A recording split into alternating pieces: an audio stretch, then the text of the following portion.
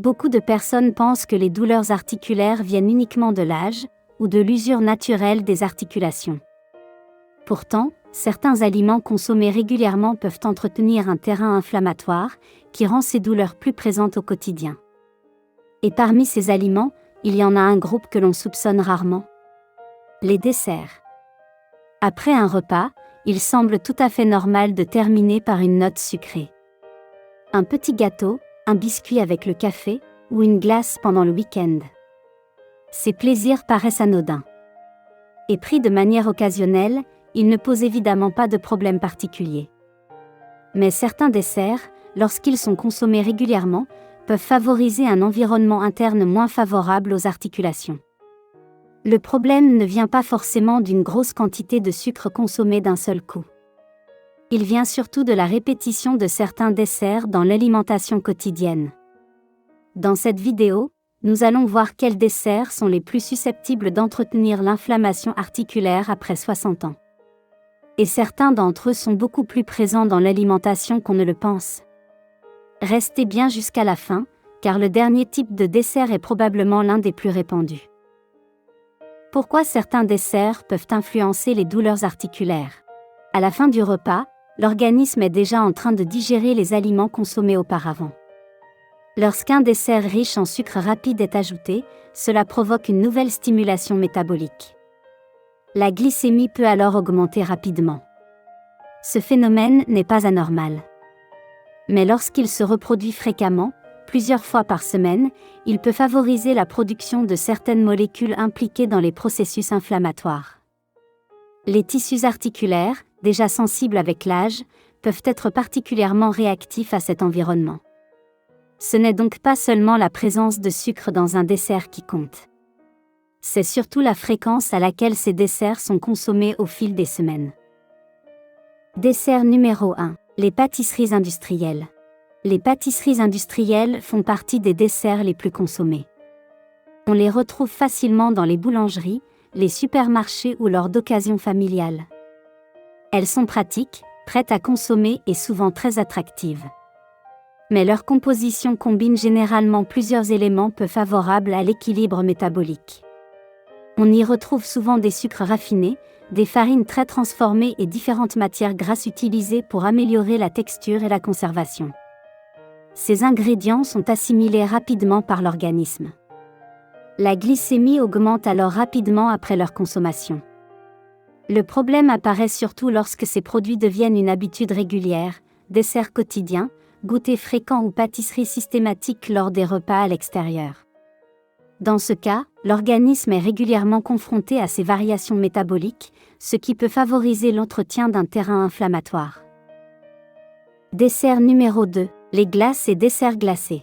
Les glaces sont souvent associées à un plaisir occasionnel. Elles semblent parfois plus légères qu'un gâteau ou qu'une pâtisserie. Pourtant, leur composition peut être particulièrement riche en sucre rapide. Certaines recettes contiennent également des sirops de glucose ou d'autres sucres concentrés. La texture froide et crémeuse donne souvent l'impression d'un dessert doux et léger. Mais cette sensation masque parfois une densité sucrée importante. Les glaces sont également consommées rapidement, ce qui favorise une absorption rapide du sucre par l'organisme. Lorsque cette habitude se répète régulièrement, notamment pendant certaines périodes de l'année, elle peut contribuer à entretenir des variations métaboliques importantes. Dessert numéro 3. Les desserts lactés sucrés. Les desserts lactés sont souvent perçus comme un choix raisonnable. Un yaourt sucré, une crème dessert ou un flan peuvent sembler plus simples qu'un gâteau. Pourtant, beaucoup de ces produits contiennent des quantités importantes de sucre ajouté. Certaines crèmes desserts industrielles peuvent même contenir autant de sucre que certains biscuits. Leur texture douce donne l'impression d'un dessert plus léger. Mais leur consommation régulière contribue à maintenir des apports fréquents en sucre rapide. Et c'est justement cette répétition qui peut entretenir un terrain inflammatoire. Dessert numéro 4. Biscuits et gâteaux du quotidien. Les biscuits et petits gâteaux font souvent partie des habitudes alimentaires. Ils accompagnent un café, un thé ou une pause dans la journée. Beaucoup de personnes ne les considèrent même pas comme un véritable dessert. Pourtant, Leur composition repose généralement sur des farines raffinées et du sucre ajouté. Ces produits sont digérés rapidement et provoquent souvent des variations énergétiques au cours de la journée. Consommés régulièrement, ils multiplient les stimulations glycémiques. Et cette répétition peut contribuer à maintenir un environnement métabolique peu favorable aux articulations. Comment continuer à profiter des desserts, tout en réduisant le sucre? Supprimer totalement les desserts n'est pas nécessaire. Le plaisir alimentaire fait aussi partie de l'équilibre. Mais quelques ajustements simples permettent de réduire fortement l'apport en sucre, sans perdre le plaisir. Par exemple, lorsque l'on prépare un dessert maison, il est souvent possible de réduire la quantité de sucre indiquée dans une recette de 30 à 50%. Dans la plupart des cas, le goût final reste très proche de l'original. L'ajout de fruits peut également apporter une douceur naturelle. Dans un gâteau aux pommes, aux poires ou aux bananes, le sucre naturellement présent dans les fruits suffit souvent à apporter une saveur sucrée agréable. On peut également privilégier des desserts simples.